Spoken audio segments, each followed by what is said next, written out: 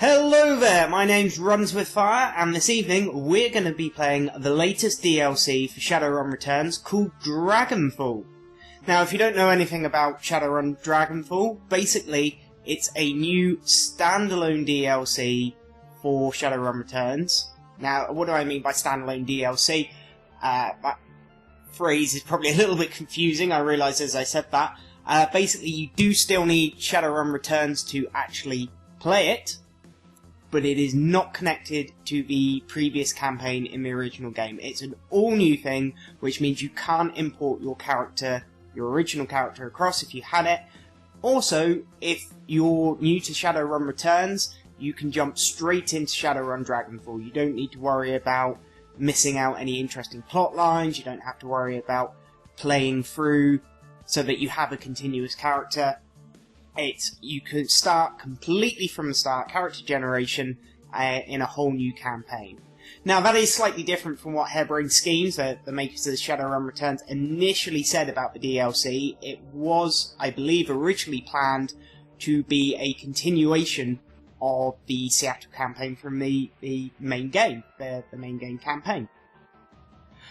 But I believe they got quite a bit of criticism.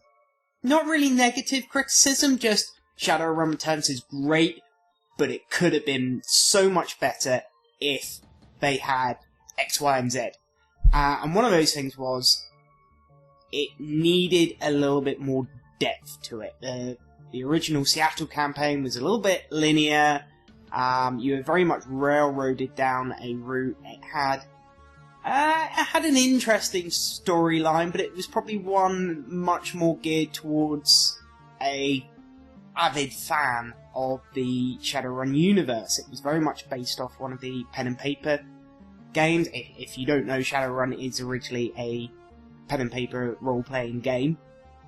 And it was based off one of those campaigns for the original, I believe the first edition of Shadowrun pen and paper. And so it had a couple of elements in there that perhaps if you weren't overly familiar with that Shadowrun universe, you wouldn't be quite as excited for. And I can certainly understand that as a criticism. So what they've done this time is they've made it standalone, you can't import your character, it's starting new, and it's basically giving you a whole new campaign experience with a new character. And I think that's probably a good thing. I was a little bit disappointed initially. I had a little go of it. First day it came out on the 27th, I think it was. It's now like the 1st of March. So I had a couple of days to play around with it. Initially I was like, what the fuck, dude? Come on. I can't import my character. I was really attached to my old character because I'd done really well. But then I was like, well, actually no, this is a good opportunity for me to start afresh, start with a new character, and start a new journey, and not have that same connection, have to have that tailback. And I think it gave Harebrained Schemes probably a lot more creative freedom as well in the story that they wanted to tell, because they weren't having to harken back to their first campaign. And I think that's probably a good thing. So, I would say let's jump straight into it, but I've just spent the last 2-3 minutes waffling at you, which I hope you found slightly informative. And we're going to start a new game here. Okay, Shadowrun Dragonfall. This is the new campaign. As you can see, we're just going to go straight into launch campaign. We're going to play it on normal. I'm a fairly average kind of guy. I'll stick to normal, please. Thank you very much. Okay, and here we are at character creation. Now, gender in the Shadowrun universe does not make a blind bit of difference. All very politically correct. Nothing wrong with that in this day and age. I'm going to go male, because I am a bloke. I have tackle to prove it. I'm not going to show you, but rest assured I have it. So there. Race. Now, there's 5 playable races in Shadowrun.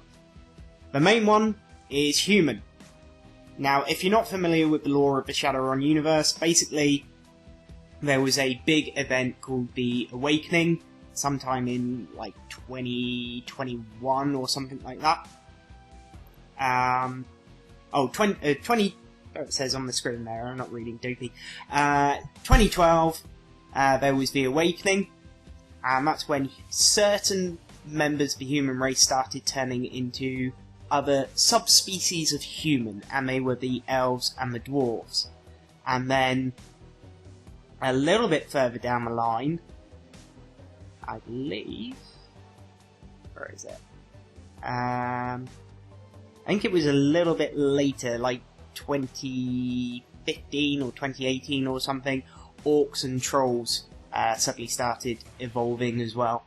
And they were new. So those are the 5 main playable races of Shadowrun Returns and the Shadowrun universe.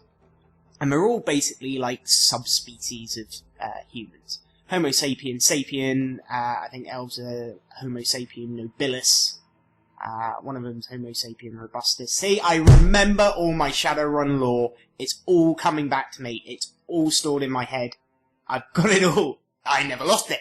Never fucking lost it. I've still got it. I've still got it. Okay, so, what are the different races? Slight sidetrack there. Well, human. And they are the main race. They are the most populous race. And they're pretty average, as you can understand. Pretty much every human in every role-playing game. They are the bog standard average. Maximum stats is 9, so that means your main attributes and any skills associated to them can never be higher than 9 unless you have cybernetic parts, and that's something else entirely. We won't get into that yet. Then you have elf. They're the sort of pretty race, the attractive race, your stereotypical fantasy elf. Very slender build, and as a result, they tend to have higher quickness, higher charisma as well, because obviously they're very attractive, they're very eloquent. And then you have the dwarves. They're the shortest, they're the most robust, so therefore they have higher body ratings, their bodies can take more damage, they're generally stronger, and they have good willpower. Unusually, for fantasy games, dwarves actually make quite good mages, because they have high willpower. And certainly in this rule set, I think it used to be intelligence, but now it's willpower, and that makes dwarves particularly good mages, which is quite unusual, better than the elves. Quite an unusual little quirk, just something to bear in mind. The orc, they're the fastest breeding of all the meta-human races, but they don't have a very high lifespan. I think the average lifespan is like 40 to 45 or something, but they're a bit more physically robust again, so they have a slightly higher body than even the dwarves, they have high strength, but they lack a little bit in charisma, because obviously they are orcs at the end of the day, and just a slightly lower intelligence. And then finally you have trolls, slightly longer lifespan than orcs, I think, they're sort of like 50-60, but they are big. They are big. As you could probably imagine, it's a fucking troll. So, as a point of that, you get very, very high body, maximum body ability, you get high strength, but you do suffer on charisma and intelligence. Okay, I'm going to be a little bit boring, and I'm going to play human. And just because, for me, I always like playing human, generally speaking, in a lot of my pen and paper games. And also, you get +3 karma at the start of the game. That's kind of your perk for being average, I guess. Like I say, I'm a fairly mediocre kind of guy. And then next you have your archetypes. Now, you have several different archetypes, and then you have the question mark here. And I will explain why you have this. It's not random, it's something else, okay? So, you can pick the Street Samurai, and basically, the Street Samurai, they have a basic code of honour. They're all about modern combat practices, and they're more or less the mercenaries. They're the hired guns of the Shadowrun world. And as such, They tend to focus on body and strength abilities, sometimes quickness, depending on what their focus is. They tend to be very good at ranged weapons, guns, or they can be close combat. And a lot of street samurais actually use cybernetic enhancements on their body. They use claws, cybernetic legs so that they can run faster, close on the enemy, knock them out, all that sort of thing. So if you're into that kind of physical brawler character, not necessarily a tank as such, again, don't think of this in your traditional kind of MMO RPG idea. This is much more pen and paper. So not so much a tank, he's more of a physical damage dealer. And there's certain tools that he can exploit to really bring his ability up. The mage, and I may as well tell you now, the mage is my favourite class. Mage is my favourite class in almost anything I play. I just like magic users. That's my thing, you know? Mages obviously specialise in the casting of spells. There's magic. Did I not mention there was magic in the Shadowrun world? Well, there's some fucking magic tipped in there, yeah. All with that awakening and the arrival of meta-human races, there was also the arrival of mythical creatures, dragons, werewolves, vampires, various things. Didn't all happen at once. There was this whole series of events, and if you want to read the lore, I honestly do suggest reading the lore if this is something that interests you, because the lore is so deep in the Shadowrun universe. I'm perhaps a little less of a fan of the newer stuff, but certainly the original first edition lore, and in the original book, the history layout that they did, it was fantastic, and just the way everything built up.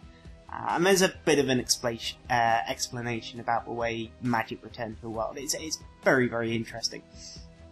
If you're into all that and you're into your lore and things. I might do a Shadowrun lore video at some point. Anyway, so yes, there's magic, and magic returned around the same time as all the meta-human races were coming in. So obviously they excel in casting of spells. But just because you're a spellcaster doesn't mean that you can't shoot guns, or that you're no good at physical combat. And I will explain this a little bit more later on, but Shadowrun has a very open-ended system. Basically, when you pick a class, you're not picking a class, you're picking an archetype. It's a different thing. This is how you want your character to be, this is what you want to focus on, but you can put your points into anything.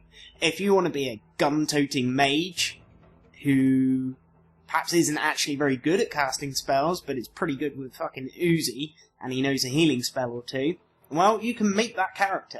Or you can go for your atypical mage, who straight down the line goes for spell casting and willpower, and really min-max your character. Now, I tend to go for the straight mage, but it's a very, very open-ended system. You've got the Decker. The Decker is a hacker, basically.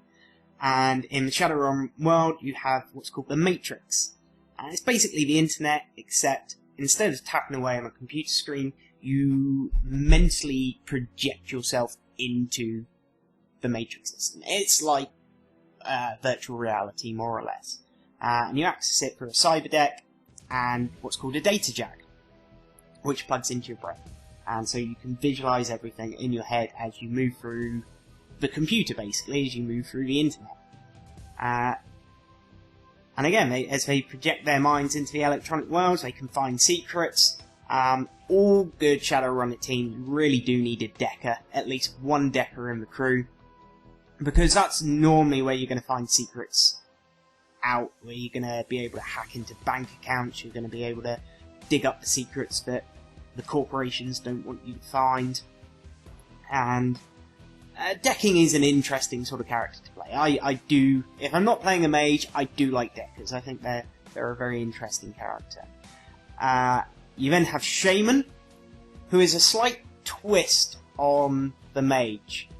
Now, what the Shaman tends to do will either be a debuff character, so we'll apply buffs to allies, maybe cast a couple of negative area effect spells on enemies, or he can do both these things, or he is kind of like a pet class and summons spirits.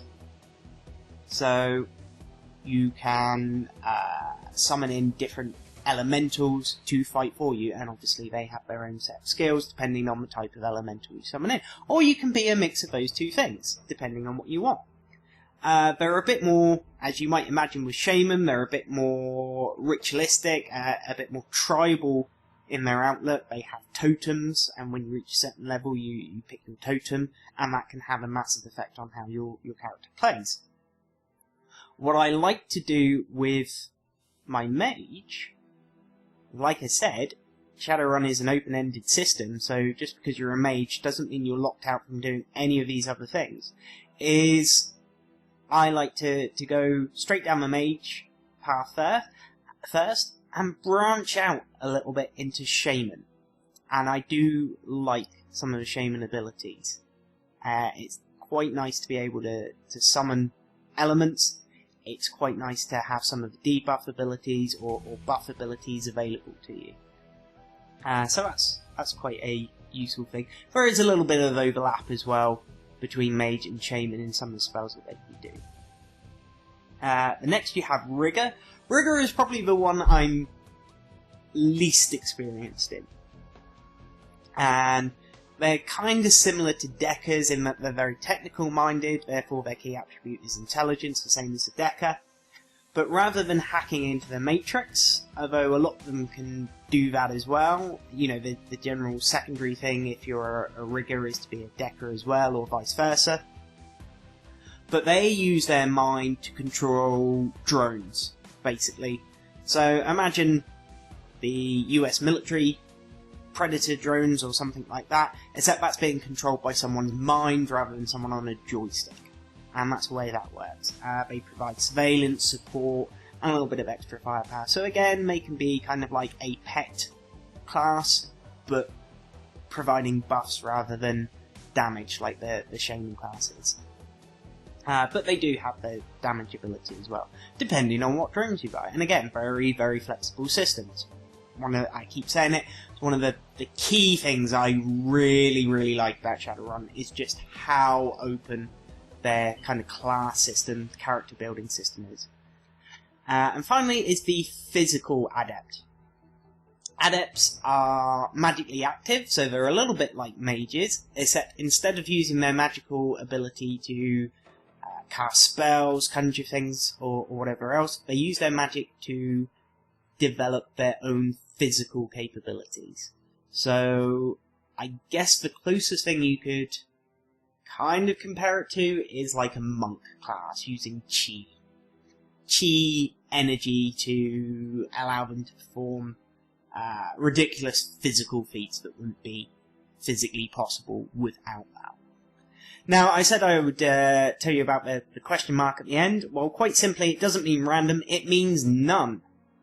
And if you are particularly au fait with the Shadowrun character building system, and that's what you want to do, you can not have an archetype, which means you can build your character entirely from scratch. If you pick any of these, it will be geared, your starting karma points will be geared towards whatever class it is, and you'll have a couple of leftover points to customize yourself. If you pick none, you are doing it straight out of the box. So you choose everything, exactly what your character is going to be, and that can be good or bad. If you really know the system, obviously you can characterize it. If you're big on roleplay and you want to play a certain type of character, well, again, choose none. If you're a little bit unsure, you're perhaps new to the game, well, I would probably pick an archetype that you like the sound of. Because the chances are you're going to be gearing towards one of these. I think if you're going to try and be a jack of all trades straight off from the start, you're probably going to run into some early problems, because you're just not going to be as effective at certain things. So you're probably going to want to pick one of these 6 archetypes here. So we're going to go with Mage, save ourselves a job. I do have a custom portrait in here. There's lots of different portraits you can choose from. The artwork is good on the portraits, but none of them really reflected what I wanted. So, I'll just find it again. Hang on. The custom portrait. The custom portrait. This was actually done for a Kickstarter backer called RC. He's very, very big guy on the Shadowrun Universe forums, and particularly Shadowrun Returns. I think he's a moderator. Quite a nice guy as well, actually. When I did a news video about Shadowrun, I posted it up on the forums, and he highlighted that post and spread the word about. Good guy, really like him. And he has got, in my opinion, the best character portrait for a Kickstarter backer, for a Shadowrun mage. It's just the style I like. I like the suit combined with the kind of traditional arcane hood kind of thing. And so I managed to get that portrait and pop it into the character selection there. So sorry, RC, if you ever watch this. I've stolen your face. I now possess your face. It's like fucking Face Off in here. I am John Travolta, and this is my shtick. So, yes, that's my, well, not my custom portrait, but RC's custom portrait. I might try and draw my own at some point, if I can really be bothered to commit the time. I can draw. It just takes me months and months to do it. So for now, I've just stolen this because I really, really like the portrait. I think RC was very lucky. Well, not so much lucky, he's just a great guy and he got a great portrait. So, okay, obviously the character model doesn't entirely reflect what you look at. If you type this links your character model to your portrait. And even if you select one of the other portraits, the character model doesn't overly reflect the character portraits. Some people may see that as a bit of a blow, might be a little bit disappointed with that. I am not too fussed. There's an element of using your imagination, but again, that's personal preference on what you like and what you don't like. Okay, so if you that obviously ties the portrait to your character model. Like I said, you can turn that off and completely change how your character looks. So I'm going to give our guy a bit of a faux hawk. Fan of the faux hawk. I'm going to give him like, no. I'm going to go for sort of dirty blonde. A little bit like my own hair colour. Mine's a little bit darker than that. But now the beard, obviously, the Santa beard's interesting. The Fu Manchu's very interesting. I'm tempted by that. But obviously, what I really need is a 70s portage. And there it is. 70s portage. It's a little bit difficult to see. Let's change the colour a little bit so you can see that better. Yeah. Has he got a... Oh, he's got a little bit of a goatee there. Let's move it up. There we go. 70s portage. And again, big fan of the 70s portage. Big fan of the 1940s curled moustache. Sorry, not 1940, 1920s curled moustache as well. Squadron Commander the Lord Flash art. You may have seen on my YouTube profile picture. Okay, so that's the character we're going to go for. Not a great deal of customization on the character model, but honestly, I can forgive that. Obviously, like I said, it's personal preference as to whether you're really going to be taken by that. Now, spend your karma. Karma represents the experience characters earn while running the shadows and achieving goals. Karma is used to improve attributes and skills. An attribute or skill rating can be increased by spending karma equal to the next increment of that rating. Thus, improving your body from 4 to 5 requires you spend 5 karma points. You have some karma available now to customise your character. And, as I said, I picked the mage archetype, and it's already spent points into what it believes is a reasonable starter for a mage character. It's not done all of it. Obviously, I've got available karma up here. Any other race would be 6. As I'm human, I get an extra 3 karma, so that's 9. And I can customise the character. And again, that's why I said I go for the human character, because it allows me to customise my character a little bit more, and gives me that little bit of a booster, so to speak, on stats. Starting out. And where are we? We want willpower. And there we go. Because it's, like I said, a mage character, extra points put into willpower, extra points put into spellcasting. Obviously, if I had picked an adept, you would see probably the same in willpower, no spellcasting, but all those extra points into chi casting. Okay, so I've got 9 points. Straight away I'm going to put an extra point in spellcasting. Now, one of the things you will note is that willpower, my willpower is 5. The maximum I can put my spellcasting up to is also 5. And I cannot take spellcasting to 6 until I put my willpower up to 6. And that is pretty much the governing line. That's how your attributes are tied to your skills. And you'll see that breaks down a little bit more when we start doing things like intelligence. Your intelligence, my intelligence is 2. And then my drone control maximum can be 2. And then under that, drone combat can only be as high as my drone control. So let's say I put a point in that. Even though I've got 2 intelligence, I can only have 1 drone combat. And I can't take that any higher until I boost drone control. And then next time I can do drone combat up to 2. I cannot take it past. Every time it goes down a step, basically, like on Windows, it goes down a step, you are tied, any sub-skills, sub-specializations tied to that original skill can only be as high as that skill, and that can only be as high as the governing attribute. Okay. So, I'm just going to remove them. So I've got 4. I put extra point in spellcasting. I might change that. Where is...